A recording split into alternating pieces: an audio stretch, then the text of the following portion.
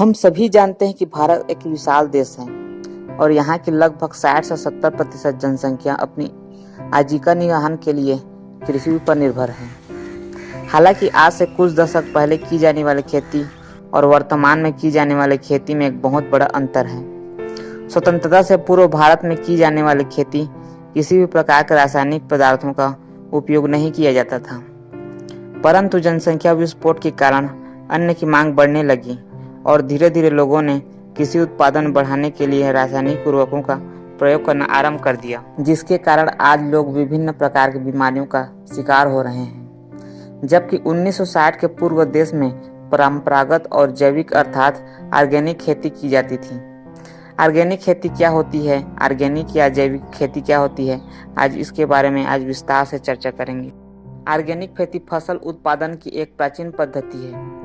आपको बता दें कि ऑर्गेनिक खेती को जैविक खेती भी कहते हैं। जैविक कृषि में फसलों के उत्पादन में गोबर की खाद, कंपोस्ट, जीवाणु खाद, फसलों के अवशेष और प्रकृति उपलब्ध विभिन्न प्रकार के खनिज पदार्थों के माध्यम से पौधों को पोषण तत्व दिए जाते हैं। सबसे खास बात यह है कि इस प्रकार की खेती के प्रकृति में पाए जाने वाले तत्वों को कीटनाशक के रूप में प्रयोग किया जाता है। जैविक खेती पर्यावरण की शुद्धता बनाए रखने के साथ ही भूमि की प्रकृति के स्वरूप बनाए रखती है। ऑर्गेनिक खेती का अभिप्राय एक ऐसी कृषि प्रणाली से है जिसमें फसलों के उत्पादन में रासायनिक खादों एवं कीटनाशक दवाओं के स्थान पर जैविक या प्राकृतिक खादों का प्रयोग किया जाता है। वर्तमान समय में ऑर्गेनिक खेती से प्राप्त होने वाली उपज की मांग बहुत अधिक है। ऑर्गेनिक या जैविक खेती को हम देसी खेती भी कहते हैं। मुख्य रूप से ऑर्गेनिक कृषि प्रकृति और पर्यावरण को संतुलित रखते हुए की जाती है।